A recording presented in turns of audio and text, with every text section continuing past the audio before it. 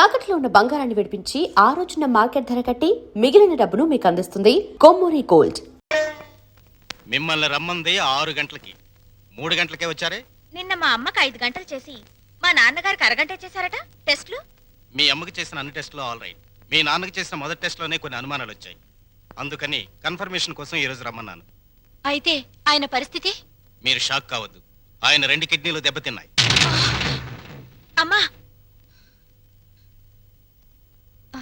Doctor, నాకు సాయం చేయాలి. ఏంటది? కిడ్నీలు దెబ్బతింది ఆయనకని చెప్పద్దు, నాకని చెప్పండి. ఏంటి మీ అమ్మకి నా కిడ్నీ దానం చెయ్యాలా? నీ కంటికి నేనేమన్నా కిడ్నీ బ్యాంకులా కనిపిస్తున్నానా? చూడు తల్లి, కష్టపడి ఎన్నాళ్ళు దానికి పెట్టాల్సినవన్నీ పెట్టేశాను. తెగదిని నేషనల్ హైవే మీద మైల్ రాయిలాగా ఫిక్స్ అయిపోయింది. ఇంకా నో మోర్ పెట్టటాలో. మరి ఇప్పుడు నా బతికేలాగా? ఆ సింపుల్. బతికిన నాళ్ళు ముప్పొద్దుల కోడి పొలావు తింటాం, గంట కొట్టంగానే 7 గంటల సవారీ ఎక్కి వెళ్ళిపోవటం. ఇక నీ బెడ్ మీద ఒట్టేసి చెప్తున్నానే, నీ దినకార్యాలు మాత్రం ఈ జిల్లాలో ఎవ్వరికి జరగనంత రిచ్గా జరిపిస్తాను. అలాగా? ఆయా అంతే రిచిగా దినకార్యం జరగబోయేది నీకు, డిన్నర్ ఏర్పాట్లు చేసేది నేను. అసలు విషయం చెప్తున్నాను, నీ 2 కిడ్నీలే పాడైపోయాయి. ఈ టైంలో ఎలాంటి కుళ్ళు జోకులు వేస్తుంటే డాక్టర్ గారు? జోక్ కాదు, నిజమే. మీ 2 కిడ్నీలే పూర్తిగా పాడైపోయాయి. నీకు కిడ్నీ ట్రబుల్ అనగానే మా అందరినీ కిడ్నీలు అడుగుతామని తెలిసే నీ నోటి వెంట పాచి మాటలు వచ్చేటట్టు మా అమ్మ ట్రిక్ ప్లే చేసింది. నువ్వు నా కూతురువే, అలా మాట్లాడటం ధర్మం కాదు. ధర్మం కాదా? మా అమ్మని ఎప్పుడైనా కట్టుకున్న భార్యలో చూసావా? ఉంపుడు గత్తగానే చూసావు. అమ్మ అంటే నిజం, నాన్నంటే నమ్మకం. నేను మా అమ్మకే పుట్టానన్న నమ్మకం ఉంది, కానీ నీకే పుట్టానన్న నమ్మకం మాత్రం లేదు. నీకు కిడ్నీలు ఇవ్వడం అనేది కల.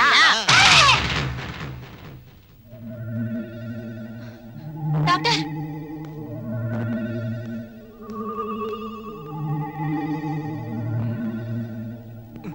ఏమైంది డాక్టర్? ఇది తీవ్రమైన మెంటల్ షాక్.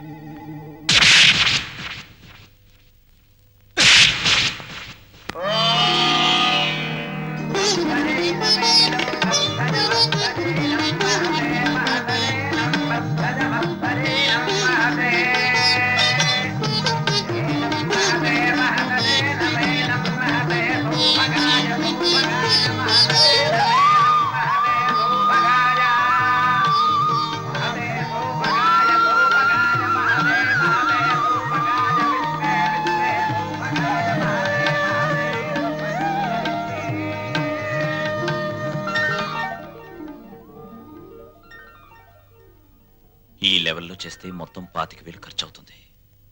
ఏంట్రా రంగా నువ్వు అనేది? మన చెల్లెలు శ్రీమంతానికి చీప్ గా 25,000? అలా చేస్తే నన్నందరూ చీప్ రూపంలో చూస్తారా? చిచి. లల్లు లల్లు, నువ్వు వెళ్ళి క్యాష్ బ్యాక్ తీసుకురామ్మా, వెళ్ళు. పెద్దోడా, నిన్ను కనడానికి ఎన్ని నొప్పులు పడ్డానో గానీ నిన్ను అర్థం చేసుకోవడానికి మాత్రం రోజు నొప్పులేరా. మంచి మాట్లాడుతున్నావు, చెడే మాట్లాడుతున్నావు నాకు అర్థం కావడం లేదు. చూడమ్మా ఎలా చేస్తావో, అదిరిపోతుంది. కూర్చోమ్మా, కూర్చో. ఒరేయ్, చెల్లెలు శ్రీమంతానికి ఇదిగో కాకినాడ కాజాలు, 12 లడ్లు, భీమేశ్వరం పూతరేకులు. భీమవరం. కరెక్ట్ కరెక్ట్, సరిగ్గా రాయ్. ఇంకా ఒరేయ్, మన చెల్లెలు శ్రీమంతం జరిగినట్టు ఎవరింట్లోనే జరగకూడదురా. ఇదేంటి ఇదేంటి డబ్బులు పెడితే సబ్బులైని 50,000 తెచ్చి పెట్టాను రా చెల్లెలు శ్రీమంతానికని. ఏమైనా కళ్ళజోడు తుడుచుకుని చూడరా. జోకులేకు.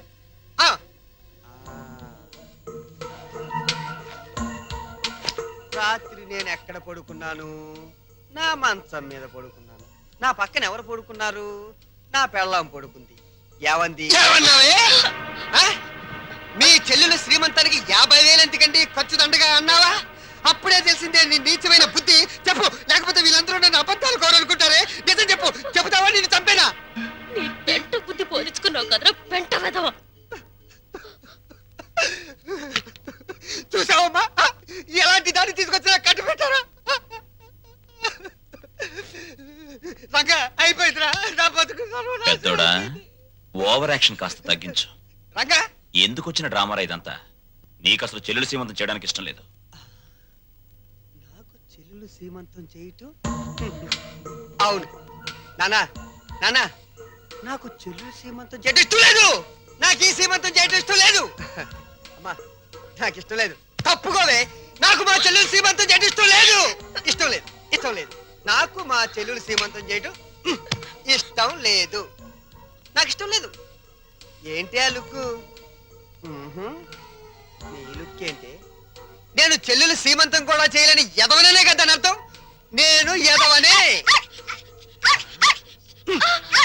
ఏయ్, ఏయ్, ఏయ్. నేను ఎదవ నువ్వే డిసైడ్ చేస్తావంటే మా ఇంట్లో కన్నా ముందు నిన్ను నేను డిసైడ్ చేస్తానే. మరగవే ఇప్పుడు మరుగు.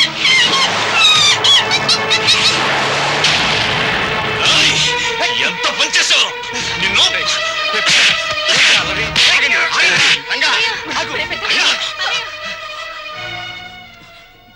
నోరు లేని కుక్కని చంపిన వాడివి రేపేమైనా చేస్తావు. ఎవరిని చేస్తాను రా? ఎవరిని చేస్తాను? లోపలికి రండి నా మాట వినండి ఏంటి? నేను రాను. ఈ అడ్రస్ లేని ఎన్నో నన్ను కొడతారా? చంపుతావురా? చంపడానికే పైనుంచి దిగొచ్చావు నువ్వు. రేయ్, ఒక్క విషయం మర్చిపోతున్నావు. మేమింత ముద్ద పాడిస్తే తిరిగిపడి కుక్కరా నువ్వు. అయినా సిగ్గుండాలరా నీకు? ఆస్తులు పంచుకుని కొంపలో ఉండడానికి. నడురా, బయటికి నడు. వద్దురా వాడిని వెళ్ళమనద్దు. కోపంలో ఏదో తొందరపడ్డాడు. కావాలంటే క్షమించమని వాడి బదులు నేను కాళ్ళు పట్టుకుంటాను. ఆ కాళ్ళు కడుపులో ఉన్నప్పుడే తన్నాయి, ఇప్పుడు కూడా తత్తున్నాయి. వీణ్ణి ఆస్తి పంచమని వాళ్ళు అలర్ట్ చేసి నువ్వు నా పరువు తీస్తారా? పదం లోపలికి. ఒప్పుకోను. నన్ను కొట్టిన వీడి ఇంట్లో ఉండడానికి ఒప్పుకోను. అంతే. వాడు ఏంటి పెద్ద కొడుకురా? వీడు ఈ ఇంటికి పెద్ద కొడుకు. వీడు ఈ ఇంటికి పెద్ద కొడుకు. అమ్మకే నీకే పుట్టాడా? నీకు ఏ పద్ధతిగా పుట్టాడా? లేకపోతే అమ్మ నీకు తెలియకుండా ఎవరికైనా కందా? నీ కన్న కొడుకు ఏడుస్తుంటే ఆ పైన కూర్చుని ఏం చేస్తున్నావే? ఆ దేవుణ్ణి ఒక్క తోపుతో కిందకి రా, వచ్చి చెప్పు. నేనెవరినో ఎవరికి పుట్టారో చెప్పు. చెప్పమ్మా.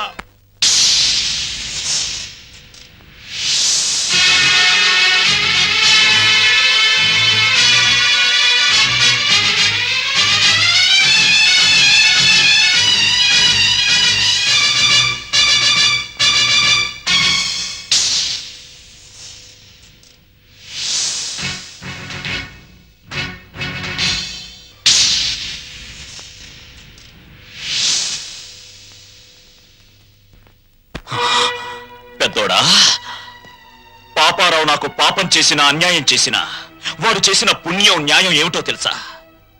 ఇలాంటి వాళ్లను అమ్మా నాన్న అని పిలిచే అదృష్టం నాకు కలిగించడం. కానీ నే చేసిన పాపం ఇటువంటి వాళ్ళను పోగొట్టుకోవడం. నాన్న, ప్రతి మనిషి బ్రతుకులోనూ ఏదో ఒక క్షణం చాలా విలువైంది. అది కొందరు జీవితాల్ని ఆకాశానికి ఎత్తేస్తుంది, కొందరు జీవితాల్ని పాతాళానికి తొక్కేస్తుంది. దేనికైనా సిద్ధపడేనే వెళ్తున్నాను. అమ్మా, పెంచిన రుణం తీర్చుకోలేని దరిద్రుడిని క్షమించండి.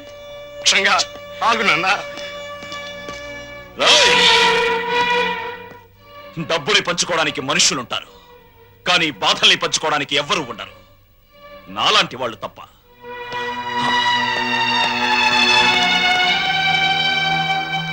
వెధవలందరికంటే నువ్వు వెధవిరా వెధవ.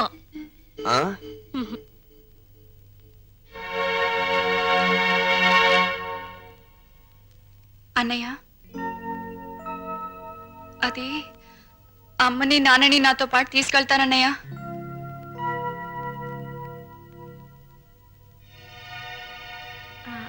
అవునరా, కొన్నాళ్ళు గాలి మారితే మనశ్శాంతిగా ఉంటుందని. మనశ్శాంతి నా దగ్గరుంటే మనశ్శాంతిగా ఉండదంట. నీ దగ్గర మనశ్శాంతి ఎవరికుంటుందిరా లోఫర్? ఇంతకీ వెళ్ళేది టెంపరీగానా పర్మనెంట్ గానా? పర్మనెంట్ గారేరా, పర్మనెంట్ గా. భగవంతుడా, తల్లి కడుపులో ఉన్న బిడ్డ ఆడో మగో అని తెలుసుకునే తెలివిచ్చావు, కానీ ఆ పుట్టే బిడ్డ మంచివాడో చెడ్డవాడో అని తెలుసుకునే తెలివి ఎందుకు ఇవ్వలేదో ఇప్పుడు తెలిసింది. అదిస్తే ప్రతి తల్లిదండ్రి ముందుగానే జాగ్రత్త పడి నిన్ను పూజించడం మానేస్తారు కదూ.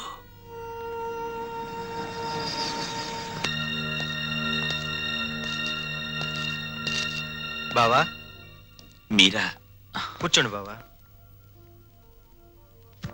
మీరు చంద్ర గారి ఇంట్లో ఉన్నారని వెళ్తుంటే లక్కీగా మీరు ఇక్కడే కనిపించారు. మీకు గుడ్ న్యూస్ బావా. చెప్పండి. మీ అమ్మా నాన్న సుమతో కలిసి మా ఇంటికి వచ్చేసారు. మీ ఇంటికా? అవును. మీ పెద్ద తమ్ముడు కనపడిన కూపి కదా, కొన్నాళ్ల పాటు కూతురింటికి వెళ్ళొస్తామంటే పర్మనెంట్ గానా టెంపరీగా అన్నా అంట. దాంతో మావయ్యకి ఒళ్ళు మండి పర్మనెంట్ గా అని చెప్పి వచ్చేశారు. వాళ్ళు తీసుకున్న నిర్ణయం మంచిదని నా అభిప్రాయం. మీరు కూడా ఒకసారి మా ఇంటికి వచ్చి వాళ్ళని చూస్తే వాళ్ళు ఎంతో ఆనందిస్తారని నా ఉద్దేశం. ఏం బావ మాట్లాడరే? మా పెద్దోడు కూబి అని మీరే చెప్పారుగా. ఇప్పుడు నేను మీ ఇంటికొచ్చి మా నాన్నని కలిస్తే మీరు నేను మా నాన్న కుమ్మక్కై ఒక చోటుకి చేరామని, మనమంతా ఒకటైపోయి వాళ్ళని వేరు చేశామని నాన్న అలరి చేస్తాడు. అది కరెక్టే. మా చెల్లెమ్మకు మా అమ్మ నాన్న అంటే పంచప్రాణాలు. మీరు సహృదయులు. ఇకపై వాళ్ళు క్షేమంగా ఉంటారు. అదే 10,000. తప్పకుండా.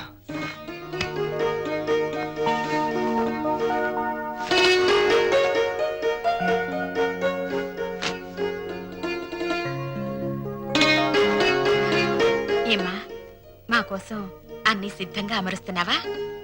అబ్బే అదేం లేదమ్మా. మరి మీ నాన్నగారికి మల్లె పువ్వు లాంటి తెల్లటి దుప్పటి తెళ్ళు ఇష్టమని, అవి లేనిదే సరిగ్గా నిద్ర పట్టదనేగా. ఉమ్,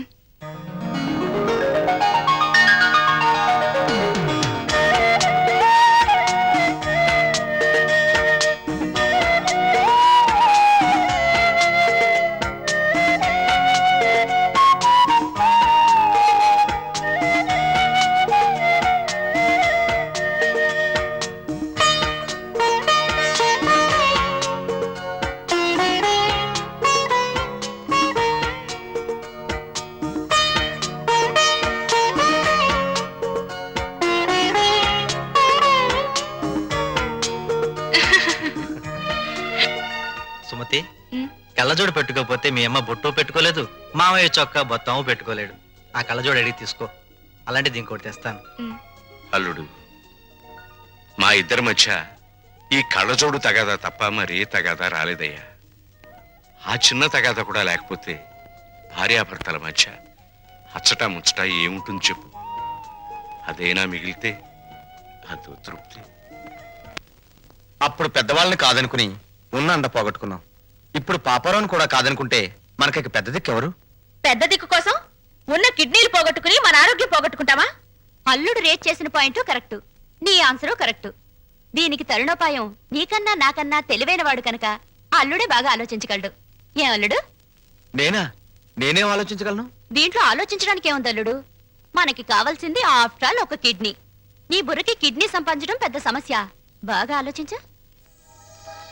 ఆలోచిస్తున్నాడు ఆలోచిస్తున్నాడు ఆలోచిస్తున్నాడు ఆలోచిస్తున్నాడు. అత్తయ్య అమ్మా, నాన్నగారేరి? నా వల్ల కాదురా బాబు, ఆయనతో నేను పడలేను. శ్రీశైలం వెళ్ళామా, అక్కడి నుంచి రామేశ్వరం కన్యాకుమారి రోలర్ మీద వెళ్ళాలని మొండికేశారు. ఆయన సత్రంలో నిద్రపోతూ ఉంటే ఆయనతో చెప్పా పెట్టకుండా పారిపోయేసాను. మావయ్య గారు కంగారు పడతారేమో అత్తయ్య. ఏం పర్వాలేదమ్మా, రోలర్ చక్రం మీద ఇంటికి వెళ్తున్నానని రాసి దొంగల బండి ఎక్కొచ్చేసాను. వదిలి గారు, ఇదేనా రావడం? అవునదినా, మీరెప్పుడొచ్చారు? 15 రోజులైంది. 15 రోజులైందా? అదే నేనే రమ్మన్నాను అత్తయ్య. ఓహో, ఒంటరిగా ఉండలేక జతకు రమ్మనింటావు. ఫోన్లే, నేనొచ్చేసాగా. నమస్కారం అమ్మా. మీరు వచ్చారా? ఒళ్ళంతా కంపరంగా ఉంది, స్నానం చేసి వస్తానమ్మా. అమ్మా, ఆ, ఎదుటి వాళ్ళు ఏమనుకుంటారని లేకుండా ఏమిటా మాటలు? ఏం మాట్లాడాలో ఏం మాట్లాడకూడదో నాకు అన్నీ తెలుసు. ఒకరి కొంప మీద ఒకరు పడి తింటే ఎంతటి వాళ్ళైనా రోడ్డును పడాలి. చాలే, నువ్వేం మాట్లాడుకో, వాళ్ళు ఇక్కడే ఉంటారు అంతే. ఎలా ఉంటారో నేను చూస్తాను.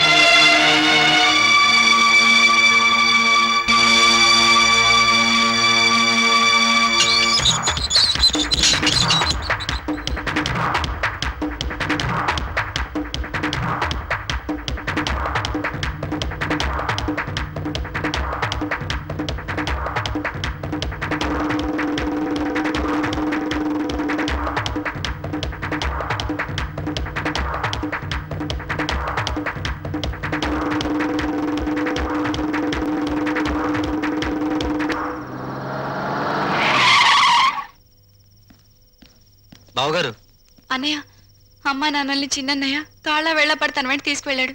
ఇదేదో అర్థం కాని విషయంలో ఉంది. ఇంకా అర్థమయ్యేదే ఉంది. ఆ కసాయివాడి మాటలు నమ్మి అమ్మా నాన్న తోడేళ్ల కొమ్మకు వెళ్ళారంటే ఇదేదో పెద్ద కుట్రే.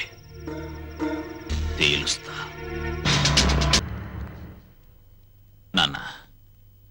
పాపారావు దీనాతి దీనమైన స్థితిలో ఉన్నాడు గనక మానవతా దృష్టితో అతనికి కిడ్నీ ఇవ్వడానికి సిద్ధమయ్యామని అర్థమైంది.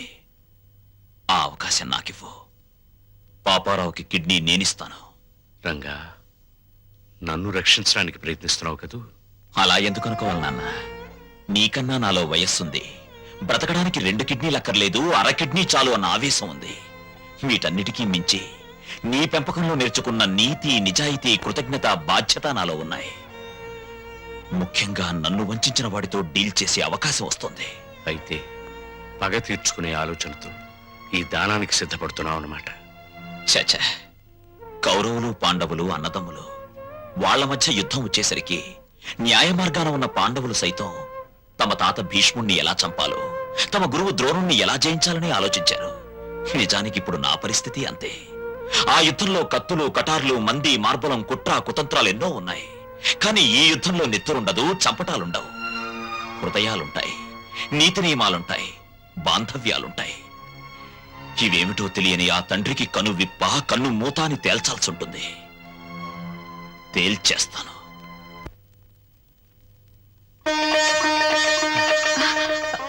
Excuse me. ఏమండి? లక్ష్మి, ఇక్కడే ఉన్నావా? ఓ శుభవార్త.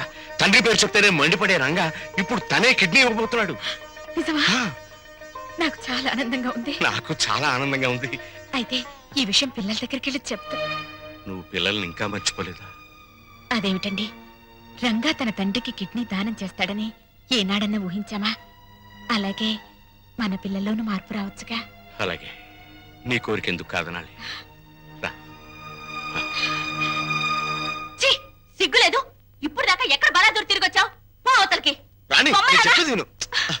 రంగడొచ్చి ఇంటి మీద దౌర్జన్యం చేస్తే దిక్కు దివాణం లేదు. అసలు మగాడవేనా? అది కాదు, ఆ టైంలో నేను ఇంట్లో లేను. మాట్లాడకు, పో. ఆ, రాణి, అది కదా నువ్వు మాట్లాడకు, పో. అయ్యో, ఇదిగో అసలు జరిగిన విషయం ఏంటో తెలుసా? నాకేం చెప్పొద్దు. ఎందుకు ఆవేశపడతావు? నేను చెప్పేది విను. విన్ను. రాణి, ఆ టైంలో నేను ఇంట్లో లేను. కథ చెప్తున్నావా? బా.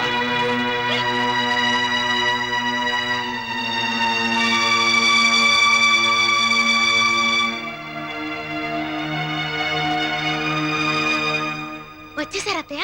బాగున్నారా మావయ్య? నువ్వు బాగున్నావమ్మా? నేను బాగున్నాను.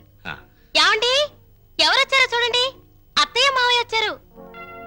ఓ గౌరవనీయులైన నాన్నగారు, ప్రియమైన అమ్మగారు, పర్మనెంట్ గానే వెళ్ళిపోతున్నామని పెద్ద పౌరుషంగా వెళ్ళిపోయారు. ఎక్కడికి వెళ్ళినా టెంపరీ స్వాగతమే లభించిందన్నమాట. ఏమన్నా అంటే ఆత్మాభిమానం. అవునురా. అన్ని చచ్చినా ఆత్మాభిమానం మాత్రం చావలేదు. రా. పోండి. అత్తయ్య,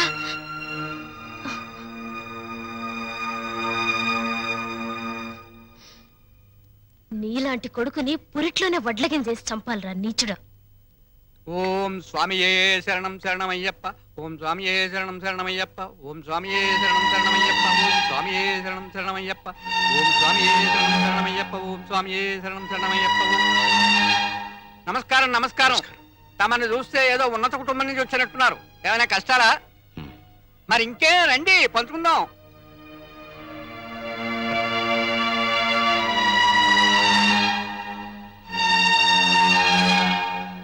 రఘురామయ్య గారు, మీరు చెప్పిన దాన్ని బట్టి మీ కొడుకులు ఒట్టి బుద్ధి లేని వాళ్ళు అని తేలిపోయింది.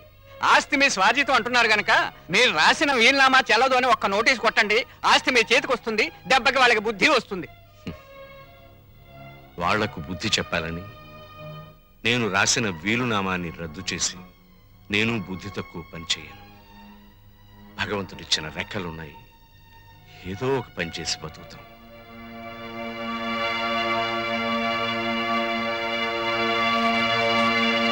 కొడుకులకు ఆస్తి పంచాల్సి వస్తే ఏ తండ్రైనా తన వాటా ఏమిటో ఖచ్చితంగా తెలుసుకోవాలమ్మా.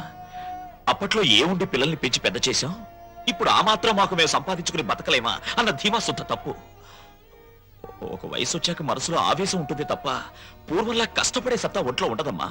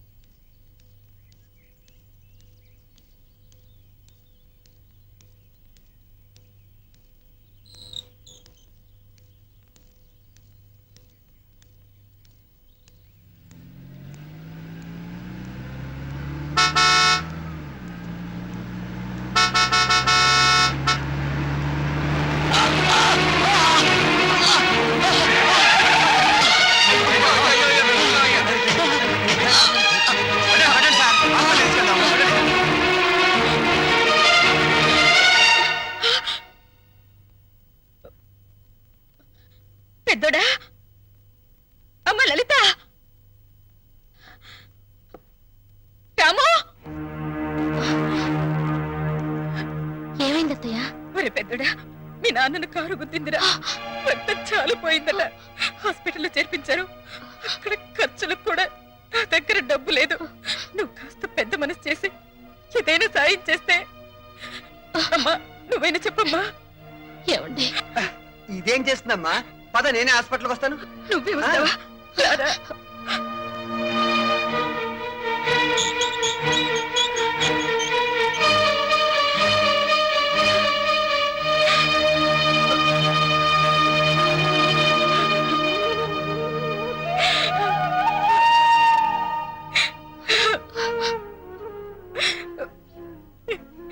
ఎలా బ్రతికిన ఆయన ఎలా అయిపోయారో చూసావా?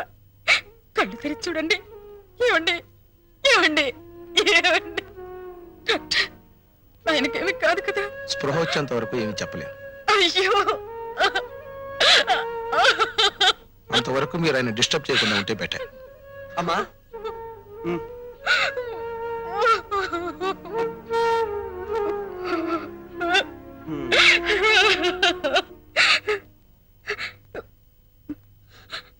పెద్దోడా, అమ్మా చిన్నోడికి సుమతికి ఈ విషయం కబుర్ చేయరా. అలాగేనమ్మా. రాణి రాణి, ఏంటండి? పెద్దాడు ఫోన్ చేశాడు. ఏంటంట? రామేశ్వరం వెళ్ళిన శనేశ్వరం తప్పనట్టు మా ముసలాడికి యాక్సిడెంట్ అయిందట, వెంటనే రమ్మని ఫోను. నేను రాను, మీరు వెళ్ళండి. అది కాదు రాణి, ఈ పరిస్థితిలో మనం వెళ్ళకపోతే నలుగురు మన మొహం మీద ఉమ్మేస్తారు. సరే మొక్కుబడిగా వస్తాను, అది మీరు వెంటనే వస్తానంటేనే. సర్లే పద. అమ్మా ఒరే చిన్నోడా, మీ నాన్నగారి పరిస్థితి చూసావా? ఈ ఊళ్ళో మంచి డాక్టర్కి చూపించి మీ నాన్నగారికి నయం చేయించరా. తప్పకుండా అమ్మా.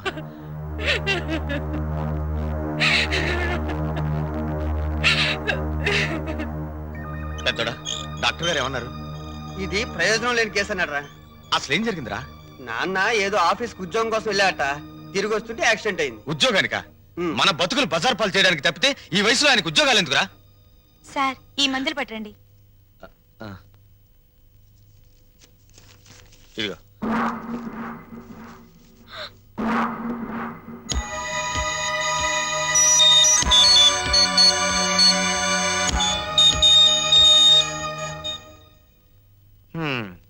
ఒరే పెద్దోడా, 4 రోజులుగా ఇంటికి కూడా వెళ్ళలేదు.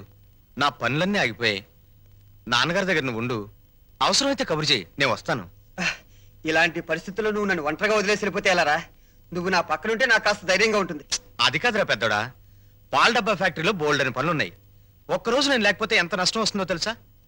ఈ మనిషి చావను చావడు, బతకను బతడు, మధ్యలో మనల్ని చంపుతున్నాడు. ఏమండి?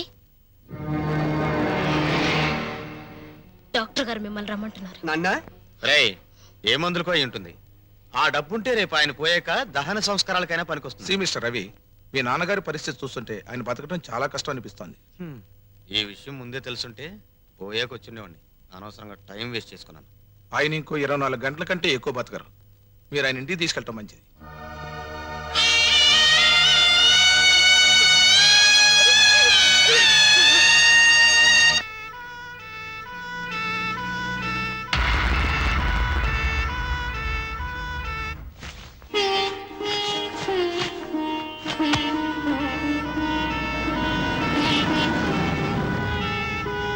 అదిగో మీ నాన్నగారు వచ్చారు. ఆ దిండు పాడ దగ్గర వేయమా, మెత్తగా ఉంటుంది. ఇటివ్వండి. అమ్మా లలిత, కరెంటు పోతుందేమో, విసర్కర వెతుకో. అలాగే అత్తయ్య. నేను వెళ్ళి మీ నాన్నగారిని తీసుకొస్తాను.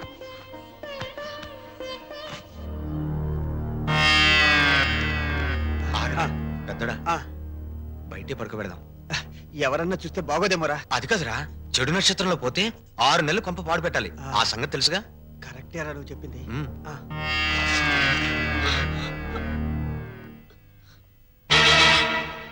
ఒరేయ్, ఆయన కోసం లోపల పరుపు అన్ని సిద్ధం చేస్తే ఈ దరిద్రపు చాప మీద బయట పడుకోబెట్టారేమిట్రా? లోపలికి తీసుకురండి. ఏమండి మాట్లాడేమిట్రా? చెప్పేది మీకేరా? ఒరేయ్, లోపలికి తీసుకెళ్లాలన్న విషయం మాకు తెలుసమ్మా. కానీ ఏదన్నా జరిగితే ఏదైనా జరిగితే అంటే అమ్మా, ఆ, పెద్దదానివి నీకు తెలీదా? ఎంత గొప్ప వాళ్ళనైనా ఈ పరిస్థితుల్లో ఇక్కడ ఇలానే ఉంచుతారు. చిన్నోడా, ఇదేనా చివరికి? ఇదేనా? ఈయనకు ఈ చిక్క చేప అంతేనా? ఏమండి, చేప పాతదయింది పారేద్దామండి అంటే వద్దు దాచిపెట్టు లక్ష్మి అన్నారు. ఎందుకైనా అండి? ఒరే, చేప మీద దుప్పటి కూడా లేదురా, తల కింద ఎత్తు లేదురా, ఆయన పడుకోలేరురా, ఆయన వల్ల కాదురా, ఆయన వల్ల కాదు. ఒరే, రంగడికి కబురు చెయ్యండిరా, కబురు చెయ్యండి.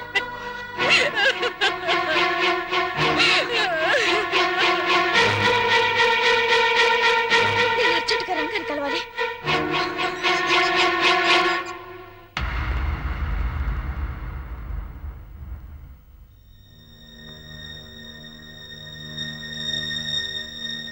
రంగా,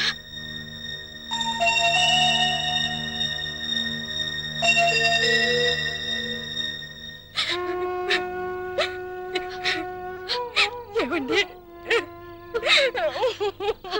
అత్తయ్య,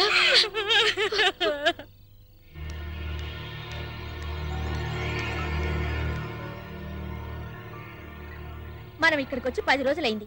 మీరు ఇక్కడ శవజాగరం చేస్తూ కూర్చుంటే అక్కడ మన ఫ్యాక్టరీ గొడవలు ఎవరు చూస్తారు? చూడు రాణి, రేపొక్కరోజు ఓపి పట్టు, ఎల్లుండి దాకా నేను ఆగను. సరే, రేపు ఒక్కరోజు ఓపిక పడతాను. ఎల్లుండి మీరు రాకపోతే నేను ఒక్కరితో వెళ్ళిపోతాను. హ్మ్. నేనెవరిని కేర్ చేయను. హ్మ్.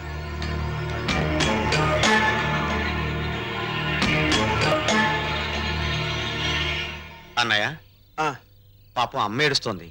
మనం దగ్గరుంటే కాస్త ధైర్యంగా ఉంటుంది రా అన్నయ్య.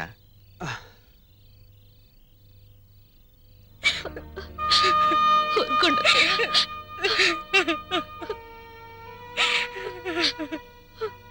అమ్మా, అలా తల దగ్గర కూర్చుని ఏడిస్తే నాన్నగారికి మంచిది కాదమ్మా.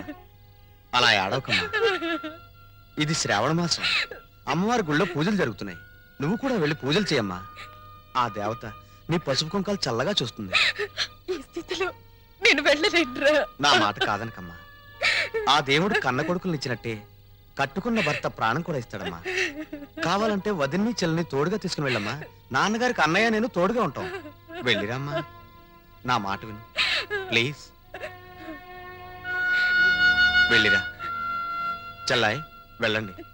నాన్నగారి ఆరోగ్యం కుదుటపడితే ఆ అమ్మవారికి వెండి కిరీటం చేయిస్తానని మొక్కుకోండి. నిజంగా ఒట్టమ్మా, ప్రమాణించి నాన్నగారు బాగుండాలే కానీ వెండి కిరీటం ఏంటమ్మా, బంగారు గాజులు కూడా చేయిస్తాను.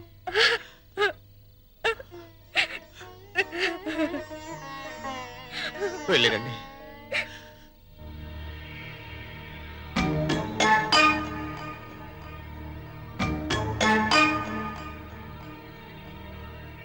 చిన్నాడా, ఏంటి కదా? మీ ఆవిడ దగ్గరేమో ఒక్కరోజు టైం అడిగావు. నాన్న యోగక్షేమాలని చెప్పి అమ్మని గుడికి పంపించావు. వాళ్ళు అలా వెళ్ళగానే ఈయన ముక్కు దగ్గర ఏలు పెట్టి ఉన్నాడా ఊడిపోయాడా అని టెస్ట్ చేస్తున్నావు. ఏంటోరా, ఈ ఇంట్లో మా ఆవిడ, ఈదిలో నువ్వు, ఈ జన్మకు నాకు అర్థం కారు. నీకు అర్థం అవ్వాలి అంతేగా. నేను అర్థమయ్యేటట్టు చెప్తాను. నాతో రా. రారా.